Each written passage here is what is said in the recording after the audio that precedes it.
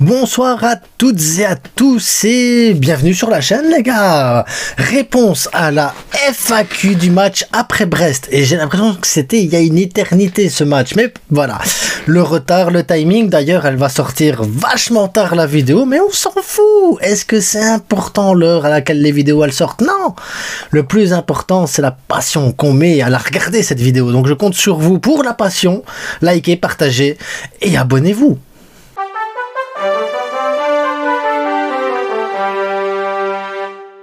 Et on va commencer direct les gars, bim bim bim. Non, le sponsor d'abord, oui, il faut un petit peu à un moment donné, le vestiairestore.com les gars, les maillots ils sont là pour Noël. Regardez, haha, Rafinha et le maillot du Classico. Et oui, vous pouvez l'avoir sur le vestiairestore.com, 10% de remise, code promo la frite. La qualité elle est bonne et les maillots ils sont bons. Et en plus, je vais pas vous dire qu'ils sont portés par moi, non, ils arriveront, voilà, dommage pour vous, mais c'est comme ça. Mais 10% de remise, livraison offerte, code promo la frite. S'il y a des questions sur la taille, sur la qualité, sur quoi que ce soit, allez sur Instagram, envoyez-moi vos questions s'il y a des trucs. Et si vous voulez des photos plus proches des maillots, de certains détails, je vous les envoie, il n'y a pas de problème. Donc faites-vous plaisir les gars. Et maintenant on va commencer la FAQ parce qu'il y a une vingtaine de questions, donc allons-y. Alors Sam Goku 66, le cousin de San Goku qui me dit salut la frita, salut à toi. Super match de nos joueurs. Par contre on en parle de comment Frenkie s'est fait huer. J'ai très apprécié la rentrée de Pablo Torre, vraiment on sent qu'il apporte un truc. Alors Frenkie s'est fait huer, c'est pas, voilà, il faut soutenir les joueurs et tout ça, je suis partisan de ça. Il faut aussi leur faire savoir aux joueurs qu'à un moment donné t'es pas au niveau, il faut que, voilà, c'est aussi un moment de les réveiller. Tu joues pour le Barça, tu peux pas te permettre d'être comme Mbappé par exemple, tu vois, il faut à un moment donné réveiller ces joueurs là. Après il s'est fait aussi applaudir quand il a récupéré des ballons, donc il faut le dire aussi, il y a le huée pour dire les gars réveille-toi. Et il y a les applaudissements pour dire voilà, c'est ça qu'on veut, continue, c'est ça qu'on veut de toi Frenkie. Donc voilà, il y a à boire et à manger dans le système avec Frenkie. Et Frenkie, en plus le contrat, j'ai vu que l'offre avait été retirée par le Barça apparemment, et une nouvelle offre apparaîtra. Donc voilà, c'est très compliqué contractuellement. Il y a, voilà, ça souffle le chaud et le froid, mais on sait bien que Frenkie et le Barça, ça a toujours été compliqué. En attendant, très apprécié Pablo Torre, vraiment on sent qu'il apporte un truc. Pablo Torre, je sais pas pourquoi il joue pas tant que ça, je sais pas pourquoi il y a des trucs, peut-être que c'est physique, peut-être que c'est aussi tactique, peut-être que voilà, il faut lui laisser un peu plus de temps. De toute façon, Flick passe plus de temps avec lui que nous, de ce qu'on voit sur le terrain, mais pour le peu qu'on voit Pablo Torre sur le terrain, on se dit un peu plus de minutes, peut-être que ça pourrait permettre aussi de faire souffler, de faire tourner, et peut-être lui apporter, peut-être un petit plus, parce que oui, Pablo Torre, réellement, dans ses pieds, il y a quelque chose, il y a un truc. Et à chaque fois qu'il est rentré, il n'a pas fait de mauvaises entrées. Je pense qu'une fois, il a fait une mauvaise entrée, mais après, voilà, c'est anecdotique. Et les joueurs qui n'ont pas beaucoup de rythme, ça va arriver qu'il y ait des matchs un peu moins bien, mais Pablo Torre, la plupart du temps, a fait des très bonnes entrées. Je pense que oui, à un moment donné, il faut qu'il joue un peu plus, personnellement. Le Blaugrana rusé qui dit Pedri en 8, c'est du caramel. Framboise, myrtille, vanille, fraise avec quelques pépites de chocolat. T'as oublié la chantilly. C'est important la chantilly.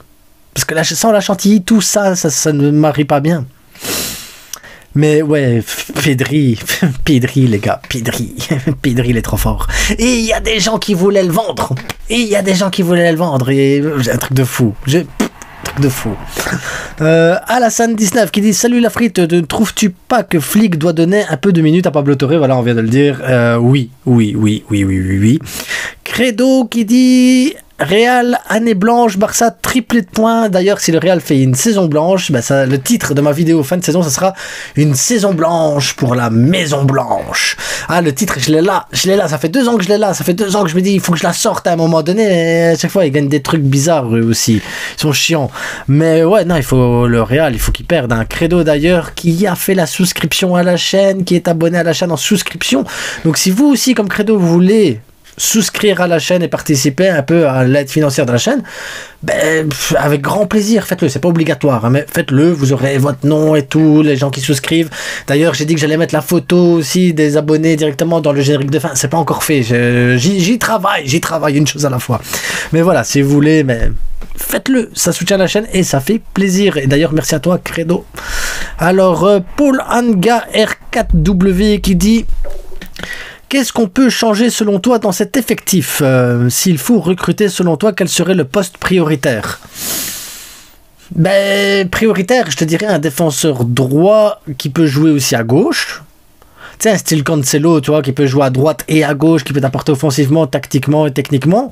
Un joueur qui peut apporter une plus-value à cet effectif. Je pense que un latéral défensif, je pense que c'est une priorité. Parce que Baldé, c'est bien, mais c'est pas suffisant. On sait qu'il revient de blessure et qu'il faut pas trop forcer non plus.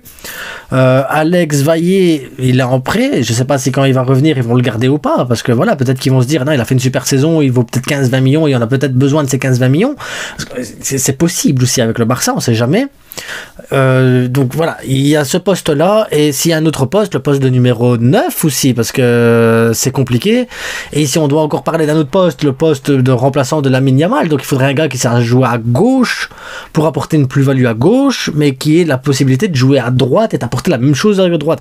C'est un profil très rare. Donc je sais pas, c'est... Priorité, il y en a quelques-unes, hein, parce qu'il y a le poste de gardien aussi, parce que bon, que ce soit Peña, que ce soit Ter Stegen, quand il reviendra, quel niveau... Enfin, c'est...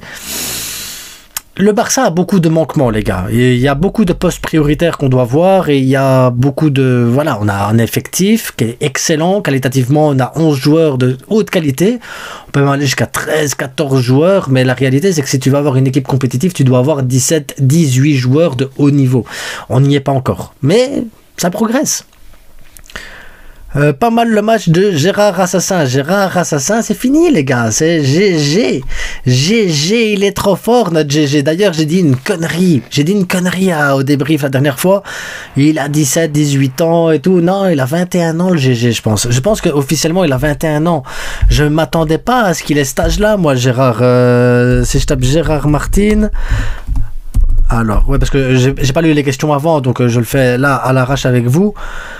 Il est né le 26 février 2022. Ça lui fait quel âge ça? 2022, on est en 2024, donc ouais, ça lui fait 22 ans en fait. Il va avoir, il est vieux en fait, Gérard Martin. Donc oui, il faut lui laisser le temps, mais pas trop, pas trop. Alors voilà. Salut la frite, que penses-tu? Me dit le visionnaire, qu'on doit faire de Fati et Frenkie. Fati, on doit le vendre. Frenkie, on doit le vendre. Moi, voilà. Simple et efficace. Est-ce que tu penses qu'il est nécessaire de recruter au mercato d'hiver? Si on n'a pas les finances, non. Faut pas commencer à recruter, prendre des joueurs plus chers que ce qu'ils valent réellement. On l'a fait avec Ferran Torres.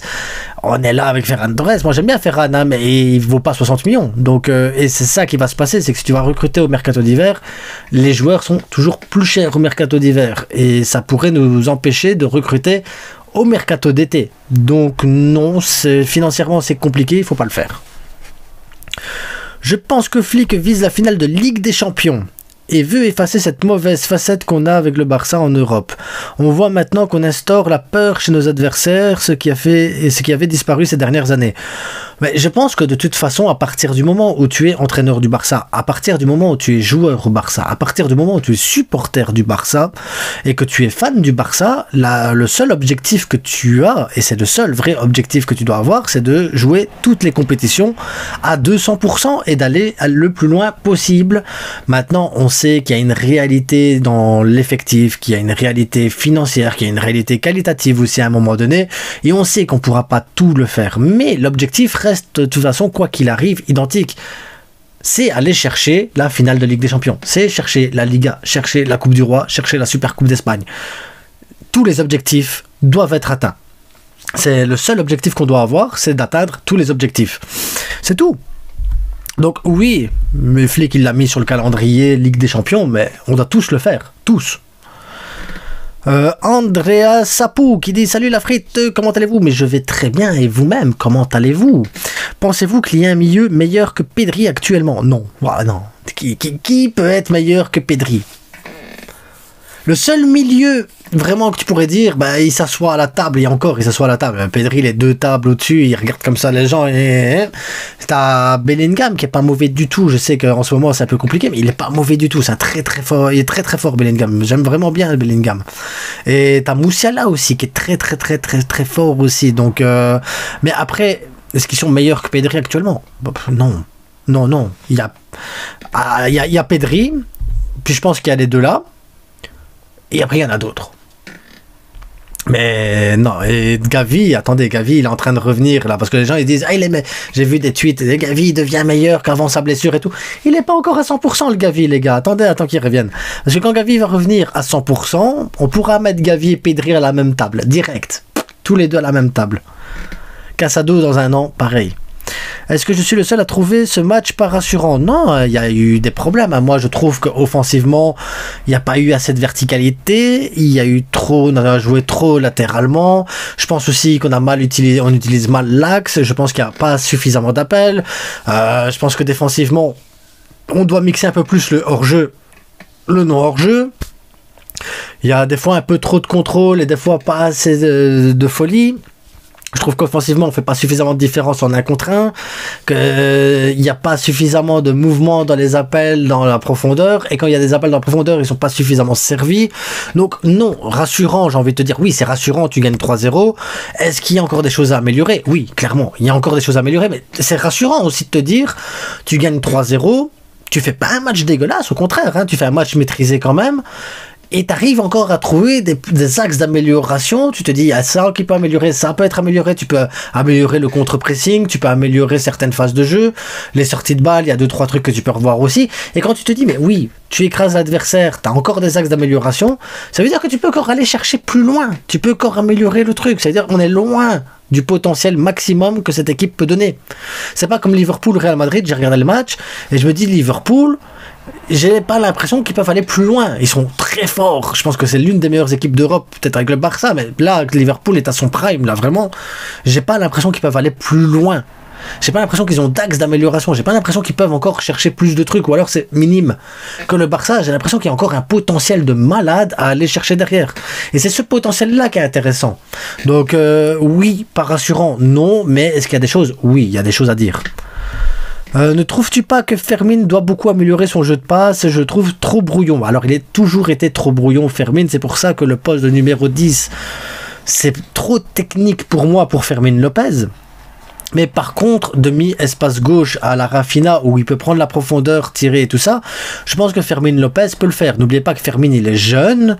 Je vais pas dire son âge, parce que je vais peut-être dire une connerie, j'en sais rien, mais malgré tout, il reste jeune. Donc, il y a aussi des axes d'amélioration. On va peut-être lui dire la finition, contrôle de balle un peu plus proche, peut-être un peu plus de vision de jeu, un peu plus de vista, une lecture un peu plus intéressante sur certaines phases de jeu. Mais malgré tout, ça reste que des détails à améliorer, et il a une marge de progression aussi. Mais Fermin Lopez, oui, il y a des axes à améliorer, comme tous les jeunes qu'on a actuellement au club, sauf Pedri, Pedri, il est sur une autre planète, lui, c'est pas la même chose. La suite, salut la frite, pour l'équipe B, il leur faut un nouveau coach. Non, non, non, non, non, non, l'équipe B est en difficulté parce que les joueurs de l'équipe B sont avec l'équipe A. Et donc en équipe B, ils n'ont plus personne. Équipe B. Imagine, tu prends le Barça. Qui peut être en équipe B au Barça? Baldé, Gérard Martin, Koubarsi. Tu peux mettre... qu'est-ce que tu peux mettre encore? Cuenca qui vient de temps en temps. Dominguez qui vient de temps en temps aussi. Tu vas chercher Gavi. Pedri pourrait encore l'âge de jouer en équipe B tranquillement aussi. Casado aussi, équipe B. Fermin Lopez, équipe B. Lamine Yamal, équipe B, Pau Victor, équipe B, Pablo Torre, équipe B, tu vois, tous ces joueurs-là pourraient être encore en équipe B. Ils sont en A. Imagine, tous ces joueurs-là seraient en équipe B encore. Imagine. Ils montent en division 2. Hein. Ils éclatent la division 3, sûr et certain. Et voilà, et puis équipe B, maintenant, tu as des gamins à 15 ans, 16 ans, 14 ans. Je me demande s'il n'y a pas des enfants de 10 ans qui jouent en équipe B maintenant. Tellement qu'on a... Donc, le coach, il doit faire avec ce qu'il a aussi, les gars, c'est pas évident. Si Fermin et Lewandowski n'avaient pas croqué, Rafinha aurait eu au moins 2 passes décisives. Oui, mais je critique pas... Alors, j'ai critiqué Rafinha. Comme j'ai critiqué Dani Olmo. Comme j'ai critiqué Robert Lewandowski sur ce match. Pour moi, ces joueurs-là doivent être encore plus décisifs. Pour moi, ces joueurs-là doivent apporter encore un plus. Olmo, pour moi, il met un but incroyable, mais il fait un match dégueulasse. Il doit améliorer certaines choses. Les passes étaient pas précises. Techniquement, il y a eu des manquements. Dans les différences en 1 contre 1, ça a été compliqué. Dans les appels de balles, ça a été compliqué. Olmo, pour moi, n'a pas fait un bon match. Robert Lewandowski, la même chose. Il devrait être un peu plus... Il met 2 buts. Le gars, je trouve qu'il fait un mauvais match. Mais il met 2 buts. Mais il fait un mauvais match. Parce qu'il doit être un peu plus présent. Il doit apporter 2-3 trucs en plus. Il doit jouer un peu plus vite. Et voilà, il y a des choses à améliorer, ou même chez Robert Lewandowski. Même s'il y a un mieux par rapport au dernier match, il y a des choses à améliorer. Rafinha, la même chose. Sur le côté droit, j'attends un peu plus de dribble, j'attends un peu plus de différence, j'attends un peu plus de risque, un peu plus de précision dans ses frappes. Voilà, j'attends un peu plus de choses parce qu'il sait le faire. Il sait le faire. S'il veut, il peut y arriver. Et j'ai trouvé qu'il était beaucoup trop vertical dans ses appels et trop prévisible dans certains trucs. Voilà, pourquoi je critique? Parce que j'attends plus de joueurs qui savent faire plus. C'est tout. Gérard Martin a fait un bon match, un excellent match. Maintenant, si tu m'avais dit Baldé fait le type de match-là, j'aurais dit Baldé il doit faire ça. Mais Gérard Martin fait un bon match par rapport à son niveau. Donc je critique les joueurs par rapport au niveau et au potentiel qu'ils ont. Maintenant, si le joueur il est dégueulasse de base et qu'il fait un bon match, t'as envie de lui dire, c'est bien. C'est ça qu'on veut de toi au minimum. Au minimum, c'est ça qu'on veut, tu vois. Donc, il faut analyser Yanis à un moment donné et te dire, ouais, la frite, peut-être qu'il est dur. Mais il est dur avec certains joueurs. Pourquoi? Parce que derrière, ils ont la possibilité de faire mieux.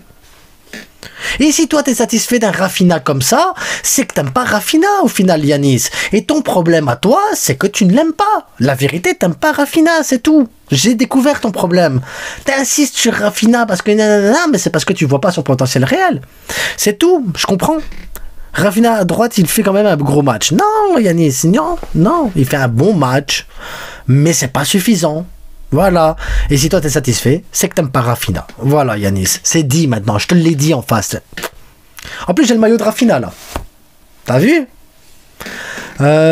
Débuche premier, déchu premier. Mon Dieu, j'ai pu lire, moi, à cette heure-ci, il est tard. Messi a lavé Yamal, Pedri vient laver mon gosse. Putain, si c'était comme ça que ça fonctionnait, je prends mes enfants, je les ramène là-bas, je fais Koubarsi, Yamal, Pedri, Gavi, venez ici, il faut que vous laviez mes enfants, faites ce que vous voulez, au Karcher ou quoi, mais il faut que ça fonctionne. Donnez-leur votre pouvoir, comme dans Space Jam. La vieille référence. Pourquoi Gérard Martin continue de jouer devant Hector Ford alors qu'il est meilleur que lui? Hector Ford revenait de blessure. Il a eu le feu vert médical à la dernière minute, au dernier match. Il faut pas forcer avec les joueurs quand ils reviennent de blessure. Il faut prendre le temps. Donc oui, pour moi Hector Ford est meilleur que Gérard Martin, mais il est plus important d'avoir des joueurs en forme et bien physiquement pour février, mars, avril, pour les échéances importantes. Ligue des Champions, dernière ligne droite en championnat, peut-être que tu es encore en Coupe du Roi et que tu as beaucoup de matchs qui vont s'accumuler à un moment donné dans un calendrier qui aurait été déjà fort chargé. Je préfère que les joueurs, voilà, ils reviennent de blessures et tout ça, et on n'a pas réellement besoin d'eux, tu sais, Lamine Yamal et tout ça, pour moi on n'a pas réellement besoin d'eux. On a besoin d'eux dans les échéances importantes, février, mars, avril, mai. Donc si aujourd'hui on n'a pas besoin de lui, qu'on n'a pas besoin d'un tel joueur, qu'on a le temps de le faire revenir, prenons le temps. Ça sert à rien de presser, ça sert à rien de précipiter. Une chose à la fois, les gars, parce qu'on doit tenir une saison complète. Ça sert à rien de les cramer. Prenez l'exemple de Pedri, quand on n'avait pas beaucoup d'effectifs, qui était blessé, qui revenait de blessure, on forçait, il repartait en blessure, on forçait dès qu'il revenait, il repartait en blessure. Tout ça parce qu'on n'a pas pris le temps. Aujourd'hui, on a la possibilité de prendre le temps et on devrait apprendre, même nous, personnellement dans notre vie, apprenons à prendre le temps. Donc, premier conseil que je peux vous donner pour ça, c'est de liker, partager et vous abonner en prenant votre temps. Cliquez simplement, faites la petite cloche, mettez un petit like, mettez en dessous, j'ai pris mon temps, hashtag j'ai pris mon temps. Et on se retrouve demain pour la prochaine vidéo où on va parler un peu d'actu, on va parler du 11 type pour Las Palmas, Pedri qui retrouve Las Palmas et tout ça. En attendant, je vous souhaite à tous une bonne soirée et n'ayez pas la tête à l'envers à la Mbappé, restez tranquille posé, ça reste que du foot les gars. Ciao.